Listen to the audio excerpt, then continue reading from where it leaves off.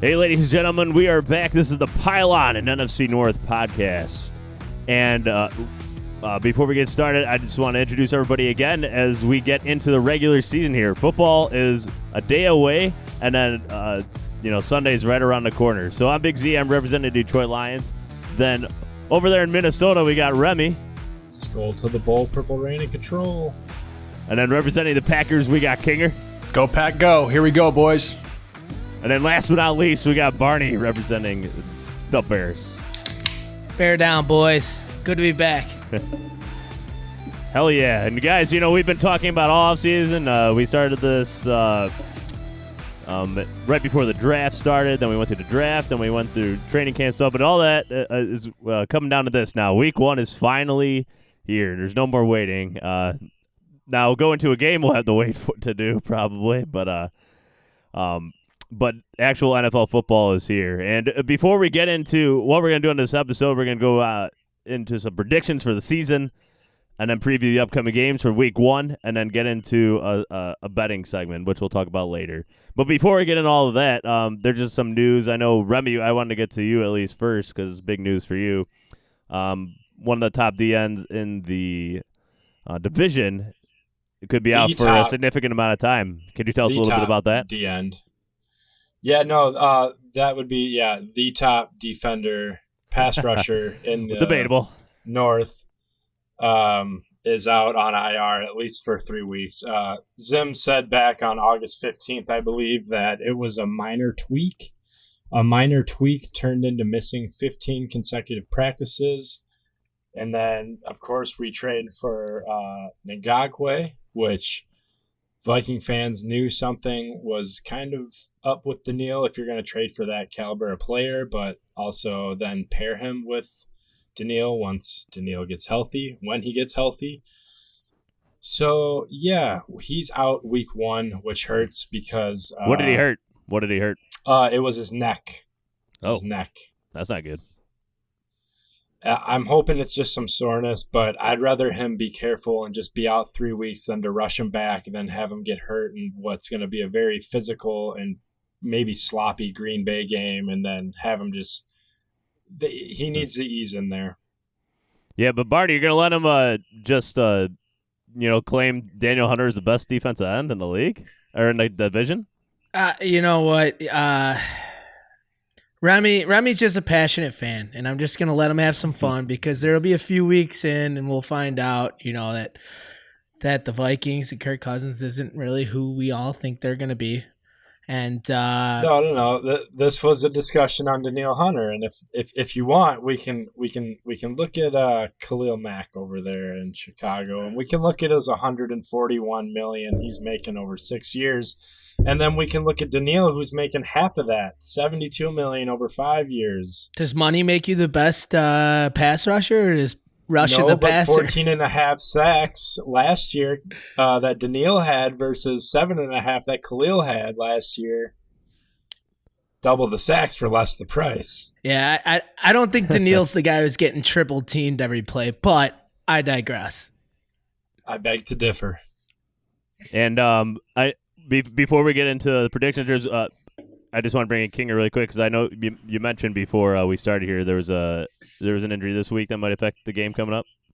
Yeah, it's Billy Turner, our right tackle, has been dealing with some lingering knee issues throughout training camp. Heading into the season, they're not divulging too much in regards to exactly what the issue is. But we're hoping he's going to be ready to go on Sunday. If not, we're gonna have to do something different, and we're just waiting to see exactly what's going on with him. All right, so I think, gentlemen, it's time for us to get into our season predictions, and we'll just take this in alphabetical order. So we'll start with the Chicago Bears. So Barney. And we'll all give our thoughts on what's going to happen to the Bears, but of course we'll let you take it first. Just what are your thoughts going into the season? How the Bears going to turn out, and why? Sure. I think the Bears are going to have a good bounce back year this year. I think we still possess one of the best defenses in the league. I think upgrading our secondary pass rusher from Leonard Floyd, who really, did almost anything but rush the passer, into Robert Quinn, who's, a little bit older. That's the biggest knock on him, but, he's been aging like fine wine. So I think our defense is really going to stay right around the course of the last 2 years that we have been. But offensively, that's really the juggernaut of this. We've been the 5th ranked total offense after 2 years ago, and last year we were almost in every statistical category, bottom 3 as an offense. So it just is going to depend on, which team shows up. Frankly, I think if we have a middle of the road offense, somewhere around 16, with our caliber defense, I think that will provide a lot of wins. I don't think we need to have one of the best offenses, in order to get the W. But in terms of a record, because I know that's where you guys all want me to go towards, I'm gonna say that we're gonna go 11-5. Chicago Bears. Oh my God. Yeah, this is just, this is what you've learned to come to expect with Chicago Bears fans, is they have to think they're going to overachieve with, really, when you're looking at top to bottom, a very, very porous offensive team. I don't know what you think has changed between last year and this year, but that's a mighty jump, Barney. That's a mighty jump. Yeah, so the reason why, and let's just say one of the best teams in the league last year, the Packers. They went, 13-3? No, they went 11-5 last year. 13-3. Last year? Yeah, think so. Anyway, know your team. All right. Anyway. Yeah, I guess I did need to know my team. That's very, very fair. Very fair call. Yeah. Anyway, you guys are talking about, how it was 13-3. The second I said 11-5, you guys were, laughing, and that's fine. Detroit, you haven't beaten us in a while. Minnesota, you really don't have much luck versus us either. And I just want to get to the main team, because I'd care not to argue with you two. But with Green Bay, in the last 4 games that Mitch Trubisky, played, or it was Mitch Trubisky's team, I don't know if he played all 4 of these games, but in the first game, or 2 years ago, you guys came back in a 20-point deficit in the last minutes to win. Then the second game, we beat you guys. Then in last year's game, Aaron Rodgers didn't have a first down till the 3rd or 4th quarter, and you guys won 10-3, a very easily changed game. And then the last game that we faced you, it was a broken play on the 10-yard line, to where if we would have scored, we would have won. So, I mean, these games are a lot closer than you guys think they are. I know you think with Trubisky we just belly up. It's not a very. I'll grant it that it hasn't been a lot of exciting offensive play at all. But as for a game, I think you guys think that we're just an easy out, and I have no idea what the hell you guys are smoking. Oh, and congratulations on your former number 2 overall quarterback winning the training camp battle. And not being the clear-cut favorite until a week before the season starts. A $24 million backup. No, well, I think it's a little less than that, right? It's a little less than 24, right? 22 point something.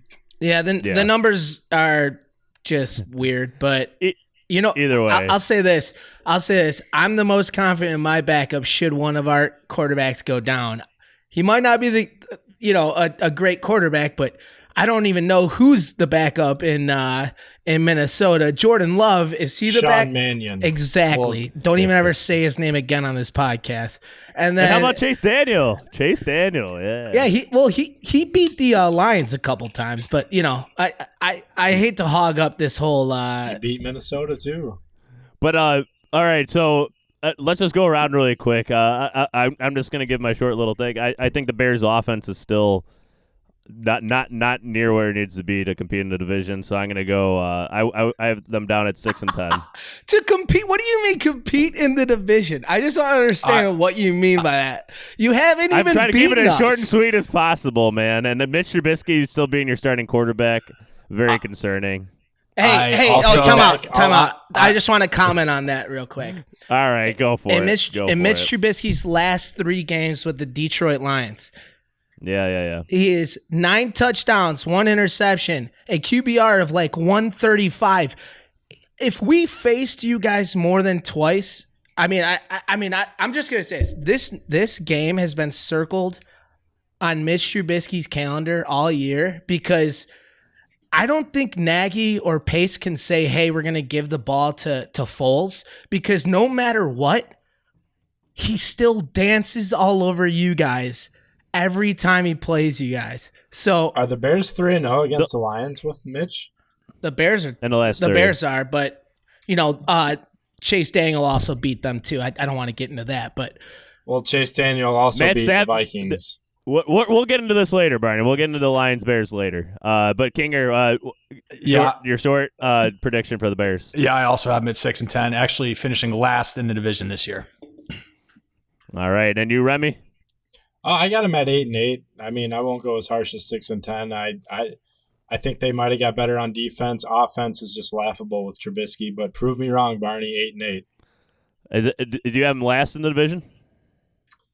No, I have them third. All right. So let's keep going in alphabetical order, and I'm gonna.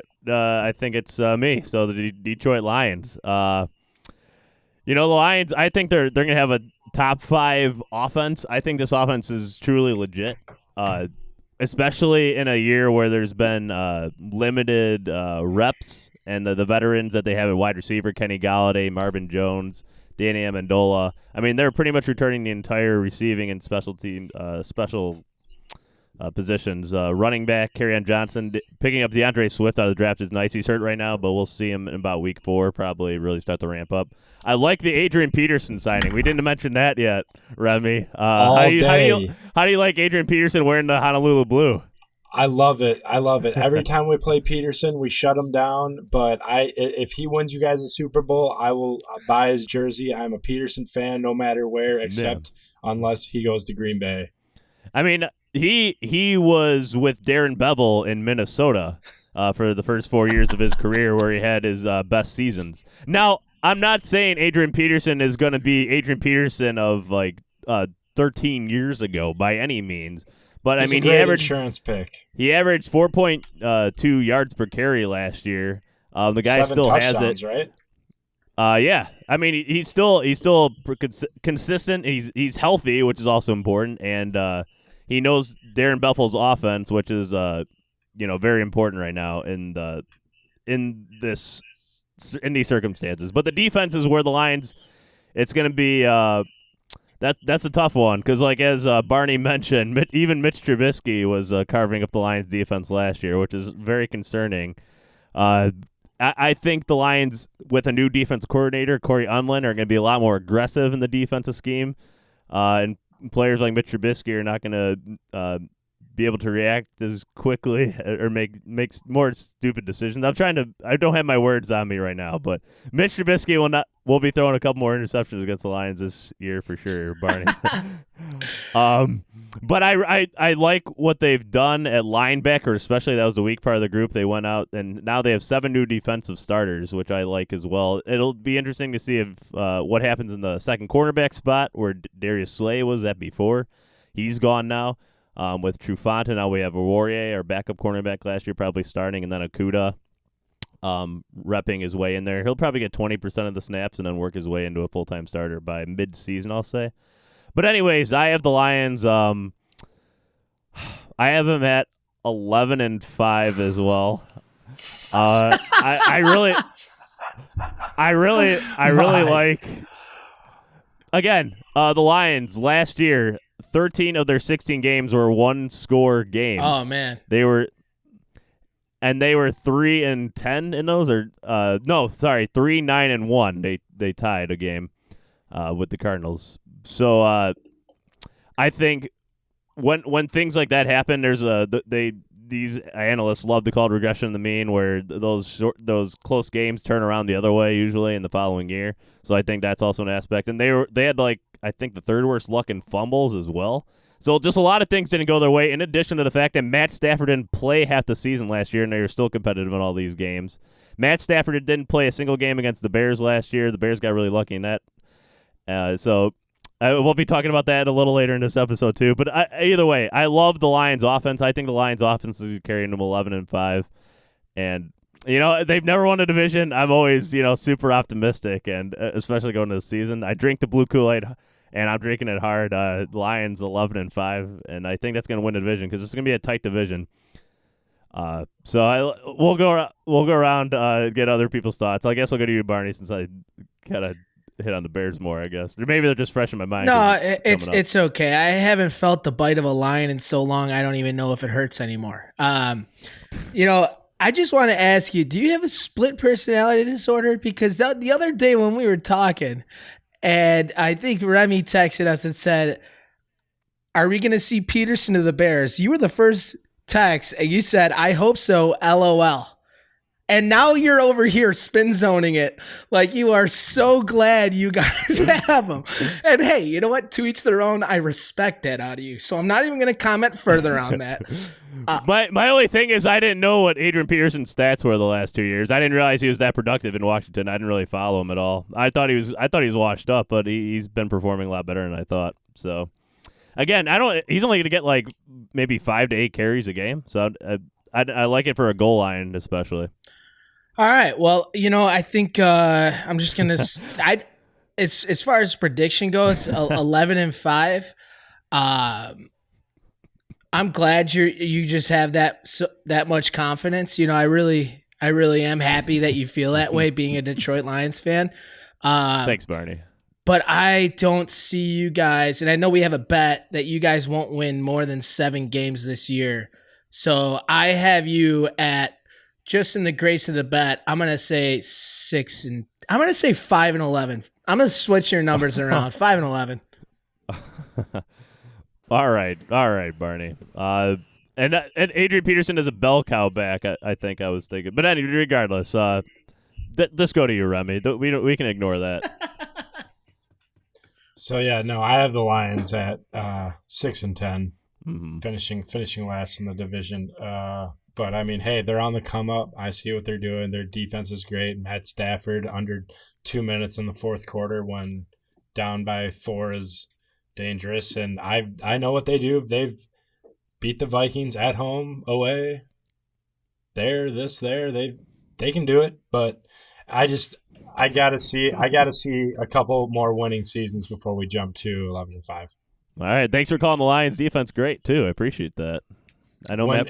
Takes one to know one, All right, Kinger, you're last. Where do you have the Lions at? Yeah, I got the Lions at 8-8, finishing third in the division. I also think they take a significant step this year. I'm a believer in the offense, believer in Stafford. I think they are going to run the ball a ton, which I hopefully think is going to only help the passing game even more. We know Stafford can sling it before he was hurt last year, really had some good numbers the last 5-6 weeks. Still think the Lions defense is going to be a problem, though. I don't really think they have any major names across the board. Jamie Collins, obviously, but I think at all 3 levels, they're still lacking some talent. So improvement, but they're going to let up a lot of points this year. 8-8, finish third in the division. They got a guy by the name of Trey Flowers, up in Green Bay there. They can't. They make up phantom hands to the face calls, but other than that, he's an elite pass rusher. But all right. Let's go over to Green Bay now, Kinger. Give us your kind of just overall predictions for the season here for Green Bay. Yeah, we have another season to be very excited about this Packers team up for the Green Bay fans. Coming off an NFC Championship appearance last year, granted, it wasn't the best performance in that game, but coming off an NFC Championship team, we are bringing back 95% of our players from the team from last year, right? Obviously, the right tackle position is still yet to be determined, but really the only other loss from a starter perspective was Blake Martinez. We bring in Christian Kirksey, which hopefully is going to be an upgrade from him. No disrespect to Blake, because I really did like him. But overall, the Packers roster, top to bottom, is very talented. 2 elite playmakers on offense with Aaron Jones and Devontae Adams paired with Aaron Rodgers. Really good reason to be excited. I think Green Bay goes 11-5 and wins the division this year. I don't know what planet I was on earlier. I thought they were 11-5 last year, so I was going to say they were matching the record again. But I think they regressed slightly outside of the division road games. They have to go to New Orleans, to Tampa Bay, and to Indianapolis as well as San Francisco. So not easy road games. Tough to repeat that 13-3 performance, 11-5, still win the division. And the only thing about those road games, it's a little different if there's going to be nobody in the crowd. It makes a big difference, especially like Seattle or some place like that. That's true. It's still yet to be determined later in the season if we end up seeing some fans and whatnot. But yeah, that's, Rogers made some comment when we addressed the Packers-Vikings game a little later about that noise. So that's going to bring a whole different element. But that's a very good point, Big Z. All right, Remy, what's your perspective on the Packers here? It seems like our whole podcast just thinks their whole team is going 11-5. It's great. It's funny. I'm actually wondering why the regression. If I were a Viking fan coming off a 13-3 season with 95% of their starters returning, and you have a dog in Aaron Jones, I would still probably just assume you're going to go 13-3 or 12-4, but to be that modest, Kinger, maybe I'm lightening up a little bit on Green Bay. No, I'm just kidding. I'd say that's fair. So you have them at 11-5? I'll take them at 11-5. Minnesota's going to beat them anyway. Yeah, man. And the only thing to that is the Packers are returning a lot of people they had last year, and that's the part of the problem for me is that they didn't really improve that much in the offseason. And games like 2 games against the Lions where they literally led 0 seconds of the combined 8 quarters. They hit 2 field goals as time ticked off the clock. I have them going 9-7. I have them regressing a lot because I think they kind of had a horseshoe up their ass last year. I think Mike LaFleur's offense isn't going to fit what Aaron Rodgers wants. I think it's kind of going to be a battle all year for them. The Packers seem to be trending towards this offense that Mike LaFleur wants to run, and Aaron Rodgers is kind of just. Am I saying his name wrong? You just said Mike. It's Matt. Oh, God damn it! Yeah. I thought you were baiting him. I was kind of. But no, Aaron Rodgers just seems to be becoming like they want him to be like a system quarterback, and he doesn't seem to be wanting to do that. And I just feel like there's some tension there. I have 9-7. How about you, Barney? I'm just gonna steal that from you, Big C. I think we should call him Mike LaFleur from now on. I mean, Aaron Rodgers is the boogeyman. I know you feel passionately about you thinking you should have won 2 of those games. Now, one of those games I can't remember, but I do know one of them was really fishy with those Trey Flowers calls. So I definitely think one of those should have been Detroit's games, like legitimately. But Aaron Rodgers does Aaron Rodgers shit when he absolutely needs to, and you can make the argument that the Packers always get the calls and whatnot. I'm not going to do that. I'm not going to be the guy that says the Packers are getting all the calls in the league. I won't say that. But I do think the Packers will regress just because it's hard to keep a 13-3 season. But I think Zach's almost right on the money there. I think on January 3rd, he strolls in with a 10-5 record, with the hopes to win it in Soldier Field, and it just bear weather takes him a different direction, and I don't know how, but it's going to be ugly, and we're going to win that game, and he's going to go 10-6, and Chicago Bears are going to go on 11-5 and win the division. Well, I'll tell you, Barney, if it comes down to that, I'll be happy. I'll be very happy to watch that game and root for Aaron to beat the Bears and bury their hopes again. He seems to always do that, so hopefully we get a little bit of a change this year. All right, gentlemen, let's go on to the last team, the one up north in Minnesota there. Remy, give us your thoughts and predictions for this upcoming Viking season. Guys, if I had a screen behind me that had a bunch of Zoom Viking fans, they'd all be doing the skull chant with me right now because Minnesota Vikings will go 13-3. And before I get slander and I see the laughs and I see this and that, let me explain my case. The coldest game we play in this year is November 16th at Chicago. The rest of the games are either played indoors or in Tampa Bay. And that is crucial. And those are games we can easily win. Is that the whole case? Mic drop. Nah.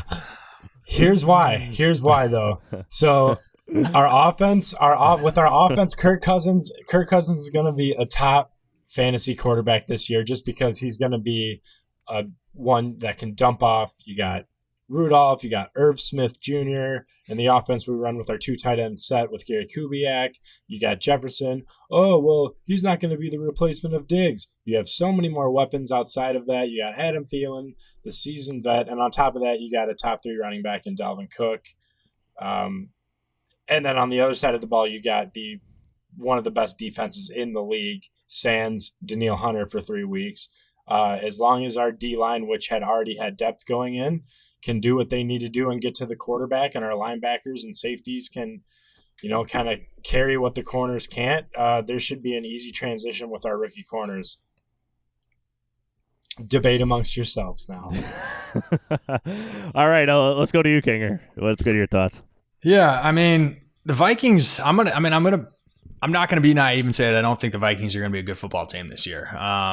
If you want to be honest, when I was going through my records earlier today, I have both them and the Packers at 11-5 at the top of the division. And I say Green Bay wins the division, right? We'll see how that all goes. But I think I think we can all agree 11-5 is going to probably, the number we agree is going to win the division this year. But the Vikings across the board are very solid. I still think the offensive line needs to take the next step this year. Kirk Cousins needs to play more consistent football. But the Vikings, if their corners can hold up, are going to have a top 3 or 4 defense in the league. I believe that. And so they're going to be another year where I think they're atop the NFC and they're going to be competing in a lot of football games. All right, Barney. I think Zach kind of hit it on the head there. Minnesota's a very tough out, in terms of a really hard-nosed, good defense and an offense that can run the ball. But yeah, and I think Minnesota is a good team. Good teams don't go 13-3 though. Good teams might be able to get some lucky draws and go 11-5. So I can see an 11-5, ending with them. But things would have to go their way. Let me ask you this: are you at all worried about Dalvin Cook because a report came out today that both sides are so far away in their contract negotiations? Is there any concern? I'm not worried at all, no, because he said that he loves Minnesota and would like to stay in Minnesota, and he said that he's not, I believe, looking for top dollar. He's just looking to play football. Okay. Yeah, no. That's what he says publicly. Yeah, he might say that to all the beat writers and whatnot, but apparently the agents and your guys' top level management are just so far apart on contract negotiations. But regardless, as a Bears, like when we face you guys, I mean, you guys are a tough out because I think you guys are very much like our team, a very good defense and so offense.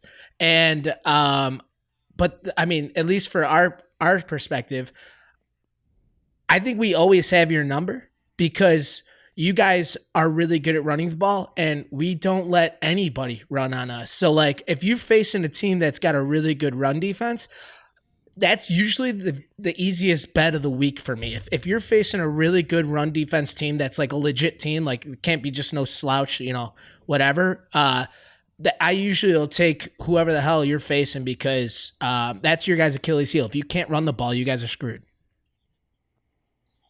Yeah, totally agree. And then when Dalvin's, getting stuffed at the line or only getting 2 or 3 yards and we're going 3rd and 12 and dumping it off for 5 yards and getting tackled and just going 3 and out, it's frustrating. And that's when you look for Kirk Cousins to make plays. But I mean, he's progressed every year. He doesn't cost us games, and he's very accurate. I'm really looking forward to see Adam Thielen playing a full healthy season. You know, when Kirk puts it in Adam's spot, Adam will get it. And no matter if he's triple contested, double contested, we've seen it with the Packers, we've seen it with the Saints. It's going to be very exciting to see this offense roll finally, but we do need help from our offensive line.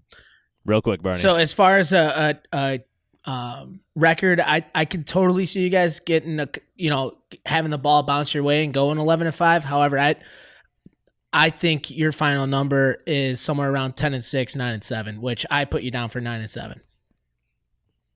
Yeah, and I have 10-6. The thing that gives me a lot of faith with the Vikings is their coaching staff. I think they have arguably the best coaching staff right now in the NFC North.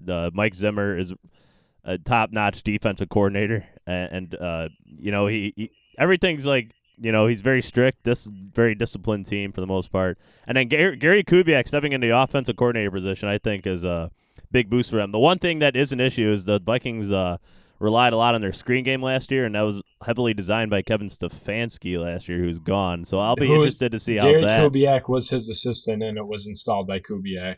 He likes running the that's screens not what I and the read. tight end screens. Yeah, that's what happened, though. I mean, Kubiak's definitely a really good coach, so I'm just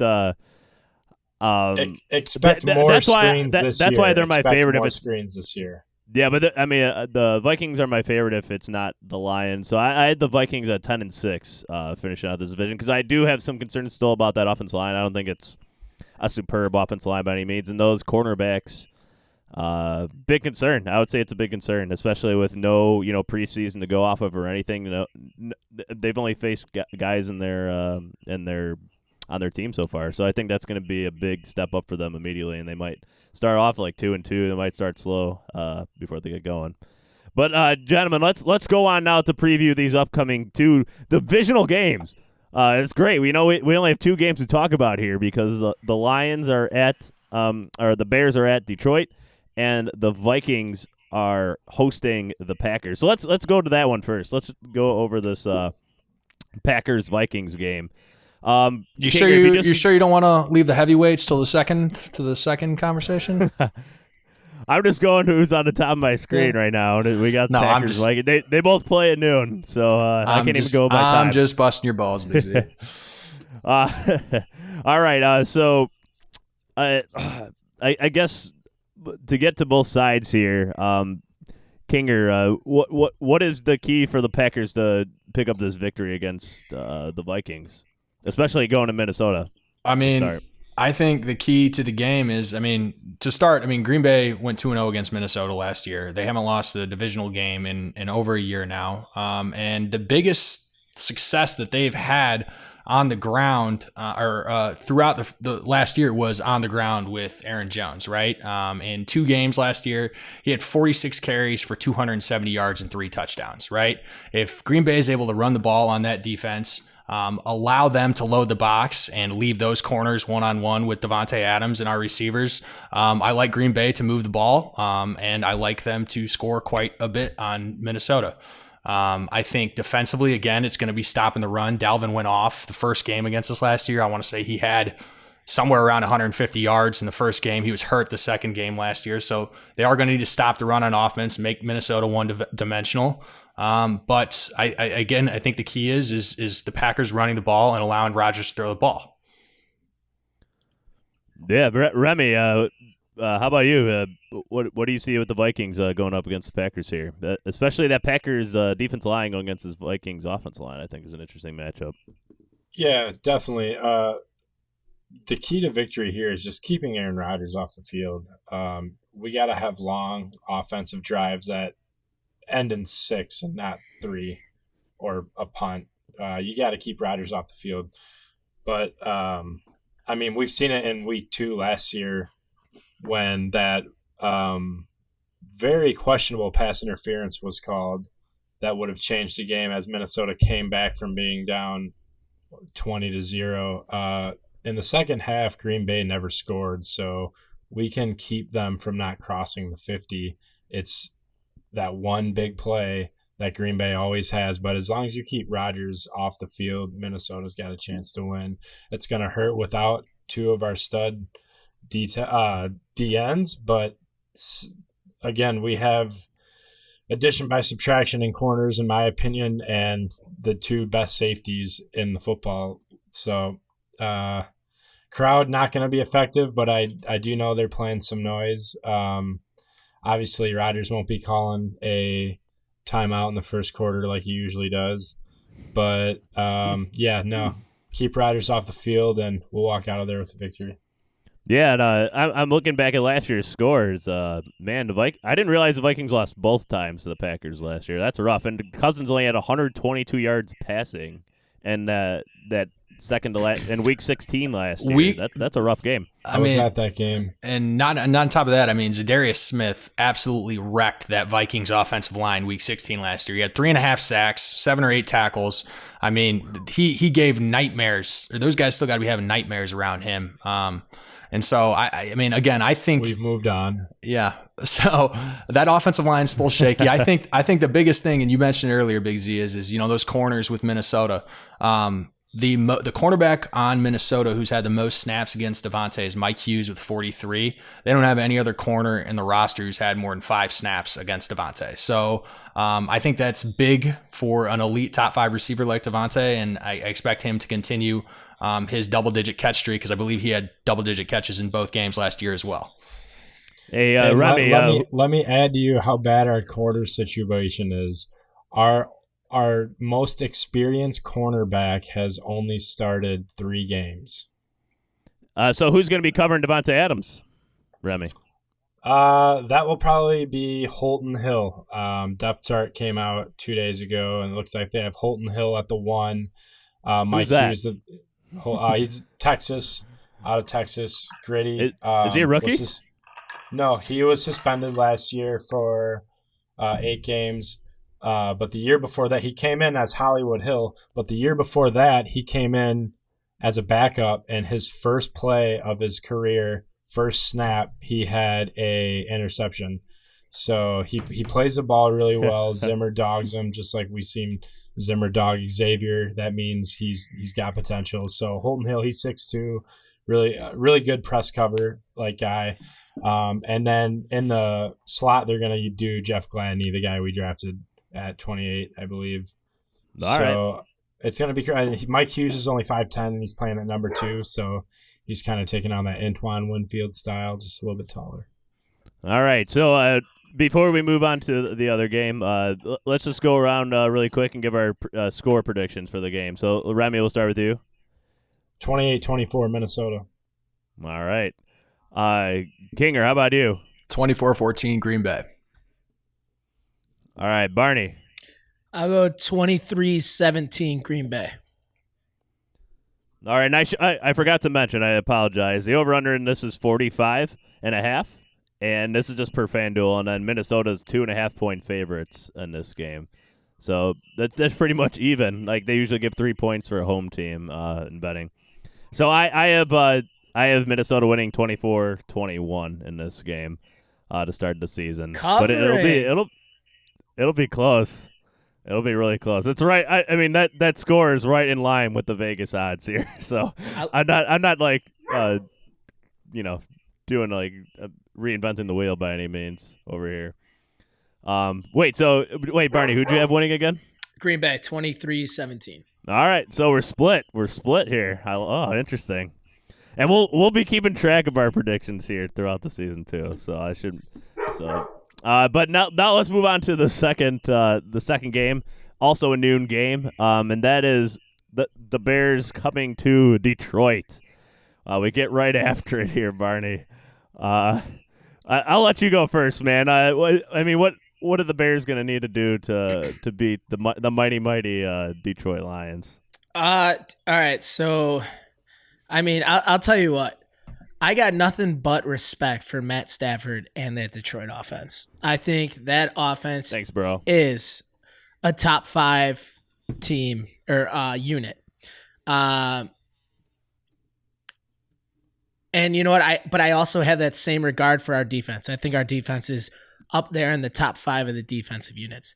Really what it's going to have to be about is not letting him get into a rhythm. It's about, using our strengths, our defensive front seven to get after the quarterback and not let, the playmakers like Marvin Jones and Kenny Galladay, I think will be wearing a Bears jersey next. But they're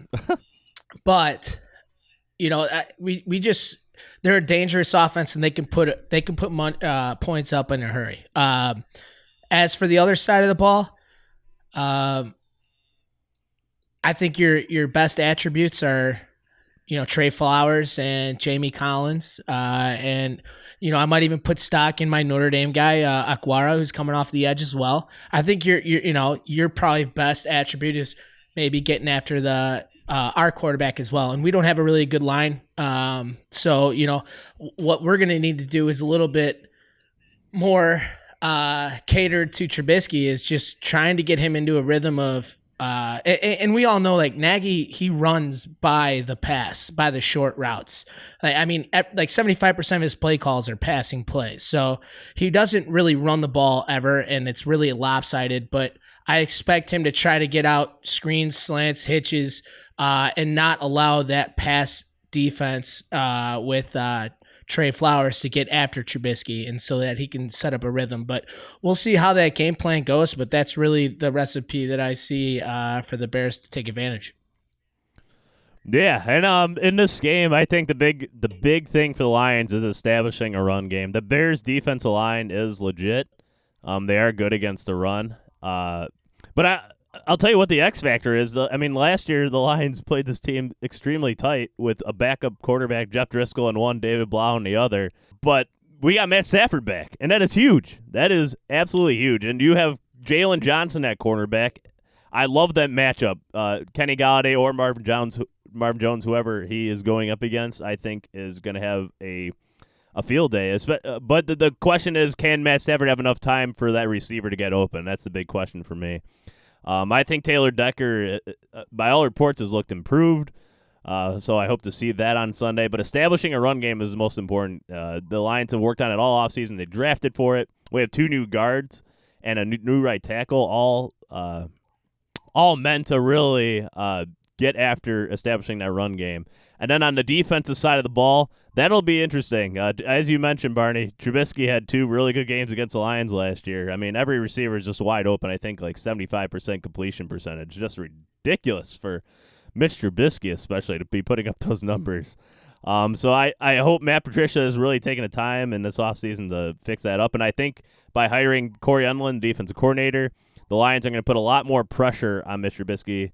The Lions were dead last in the league last year in getting after a quarterback within 2.5 seconds. So I think they're going to turn that around with a new defensive scheme in terms of blitzing. They have 8 linebackers on the roster.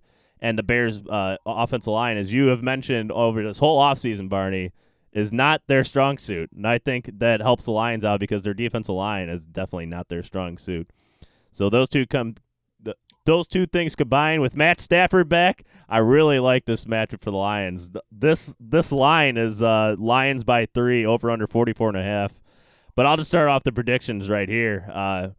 I have the Lions winning this 27-13. I really like this. I really like this matchup for the Lions to start off the season. But Barney, what do you have going on in this game for score? Yeah, so I'm gonna. This is an ugly score, which I think will be the way the whole season's gonna go. But I'm gonna say 17-13 Chicago Bears. All right. I didn't think you were gonna pick the Lions. So. How about you, Kinger? I'm actually have the same score as Barney, but reverse. I'm going to take the Lions at home, 17-13 over Chicago. I like it. How about you, Remy? Yeah, 10-20 in favor of the Lions. Wait, the Lions win 20-10? You are correct, sir. All right. I like it, Barney. You're on an island in this one, man. Good. Fuck you guys. All right. So what we're going to do in this last segment now, and we're going to be doing this every week, when we're previewing the upcoming games. This will come out on Friday, so we're not going to get after the Texans Chiefs. So what we're going to be doing is each of us are going to be going through the betting lines I'm at least using FanDuel, but if you guys could just say what lines you're using when you say them, and we're gonna pick our 3 favorite lines for the week, whether that's over unders or a spread, and a team that will pick that. So Barney, we'll talk with we'll start with you since you're on my other podcast doing this. If you give us our 3, and we'll also track how we're doing throughout the season, and I'll be putting at least I will be putting real money on all these. We're not just saying it to say it. So all right, Barney. What do you got for us, man? We'll come up with a name for this segment. I don't have it yet. Right now, it's a betting preview. So go, Barney. That was really clever of you. Yeah, I really got it. It took me a long time. Well, I'm going to go inside the division here with 2 games. Both these games that we just discussed. Chicago +3. I'm going to take that any day with our defense. I don't think our offense is going to, be anything special. I've already said that, but I think our defense, especially with how bad I think your defense is, I think 3 points is a lot to lay. So I'm going to take Chicago +3 at Detroit. The next one I'm going to take is I don't know how Minnesota is really favored, to be honest, with the rookie cornerbacks and the secondary the way it is. I know Harris and Harrison are really good. Don't get me wrong. It's just like Aaron Rodgers just needs a couple plays, a couple audibles to Devontae or whoever to just spring a game. And I know that all too well because, Bears are winning, I think, half the time that we faced Green Bay, and they come around with a win. But you're talking about, I think, one of the best quarterbacks in the game, one of the best route runners versus a young secondary. I won't be surprised if Minnesota wins. Don't get me wrong, but 2.5 points. I just as a gambler, I have a little bit of respect for Aaron Rodgers, so I'm going to take the 2.5 there. And then this last one's tough for me. I like Buffalo, even laying that number with the Jets, but I think I'm going to go with Danger Russell Wilson laying a 1.5 versus Atlanta. People seem to be huge on Atlanta. I think they could totally be big boom or bust, but 1.5. I think Seattle's one of the best teams in the NFL, so I'm going to take that one. And Russell Wilson always finds a way to win, so -1.5 Seattle. All right, those are Barney's best bets. Let's go over to Kinger now. Yeah, so I'm gonna start off as well by going into the division, and I'm promising not to make this a weekly thing, but I'm also going to take the Packers +2.5 at Minnesota. Again, just for all the reasons I just said, they haven't lost to Minnesota in a while. Minnesota's out to Neil Hunter. I think Green Bay. You and Barney betting with your hearts. I just you can say that. Like I said, I'm not going to do it every week, but I just like that line. I think Green Bay does win this first week, so I'm taking Green Bay +2.5. And then I'm taking all dogs this week. The other game I like the Panthers +3 at home versus the Raiders. I really don't think the Raiders defense is that good. I want to see the new Matt Rule offense down there in Carolina. Teddy Bridge with these new receivers, DJ Moore, new receiver, Robbie Anderson. And I also think Carolina's defense is a little bit underrated. So I like them at home to cover the 3 points versus the Raiders. And then the last game I'm looking at, again, this is kind of my risky pick, but I'm looking for sloppy football, and I want to see this new offense I think are going to be improved this year, is the Cardinals +6.5 at San Francisco. I like Kyler Murray to give Jimmy Garoppolo and the Niners a game week 1. All right. Yeah, that Cardinals offense will be really interesting, Kinger. I think San Francisco, right? They have no wide receivers. They're all hurt. There's 4 wide receivers hurt. Yeah, I think Debo's going to play though. But then they also I think I saw this week that he was practicing, so I think it's trending he's going to play. But they still don't also know who's going to start opposite of Richard Sherman in that secondary. So I'm excited to see what that offense can do with Christian Kirk, Larry Fitz, and of course DeAndre Hopkins now. Oh yeah. All right, Remy, let's go over to you, man. Yeah. So I'm a betting man. I'm gonna go do a 3-team parlay, and my 3-team parlay. I'm taking I'm taking the Colts at -7.5, obviously, and then I'm taking they're over Jacksonville. I'm taking Carolina, my boy Teddy Bridgewater, who will be a sleeper pick. I got the Panthers winning the division, but I got What? the Panthers. Call me crazy, hot take. I said it on this episode. I'll say. I will call you crazy. I'll be a rich man. I'll be a rich man. We'll say that. No, but I got Carolina over the Las Vegas Raiders at +3, and then the only game Stephon Diggs will ball out in is this Jets game. They're at -6.5. Let's win some money, baby. Well, Straight yeah, I'll cash, say homie. you can win a lot of money with all the things you just mentioned there. I'm trying to look up right now. I was not expecting to have to look up Carolina's odds to win a division. I'm in Detroit. Detroit's got high odds too. Yeah, I think Detroit's like 8-1 right now. But I'd not even consider Carolina with New Orleans and Tampa Bay. Oh, I got an even more scorching hot take. I got Kyler Murray at MVP. Ooh. You are all about the hot takes, huh? I think that front seven in Carolina is pretty underrated. Brian Burns had a pretty good year last year. They drafted Yetur Gross-Matos. It's good. Kawan Short. But I think they're pretty underrated there. Yeah, You're gonna see peak Teddy, 5-0. I don't know. Teddy. I don't know about win the division underrated, but again, I like them at home week 1. Yeah. Anything can happen. yeah. All right, so I have the Bills 6.5-point favorites. They're at home against the Jets. I like at least 7 points there. I think that Jets team is headed for a disastrous year. Adam Gase does not deserve to be an NFL head coach anymore. So anytime I see the Jets less than 7, I'm more inclined to take. I also think the Bills are going to be really good. Probably win that division this year, depending on how Josh Allen plays. Always a wild card, but that defense is super legit up there. I have the Falcons 1.5 at home. I have the opposite feeling than Barney. I love Russell Wilson and Jamal Adams. That's a good trade for them, but overall, I think that team. I don't see it, and especially traveling from West Coast to East Coast. You always got to look out for that. I think that's a big factor.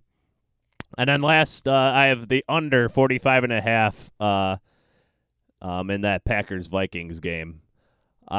I think there's going to be a little rustiness to shake off there. In addition to the fact that the Vikings love to run the ball, I think the Packers are going to be looking to run the ball more this year, so that time ticks off the clock a lot faster. So I have 45.5 under Packers, and those are my 3 as well. I think there is a good chance that Lions game gets close, so that's why I might stay away from that, especially if the Lions at 3. If it goes to Lions -2.5, I'll be all over it, but at -3, I'll probably stay away. But you're gonna go 11-5, and we're gonna go 6-10. How are you not too pumped about that? That's only 3 points. Trust me, I'm just going from a betting perspective here. All right, we're gonna win. I just don't know if it's gonna be by 3 or if it's gonna be by more than that. I meant by predictions, I have more, but those might be 2 separate things. All right. Oh, there was one more, item I want to get to really quickly here before. So, yeah, let's go around. Remy, I'm glad that you mentioned Kyler Murray for MVP. Do any of you guys think on your or who do we think the NFL MVP will be this year? Let's stick with who we think the NFC North MVP will be. How about that? So, Remy, who do you got? It's probably going to be someone from our own teams. Like, I'm going to say Matt Stafford, and I think he's also a candidate for a dark horse MVP. And that's not just me. I've heard it on other things, like Peter Schrager mentioned it on the NFL Network the other day. So he's been a hot candidate. I think he's at like 25-1 right now. So yeah. So Remy, what do you have Kyler Murray MVP? But how about NFC North MVP?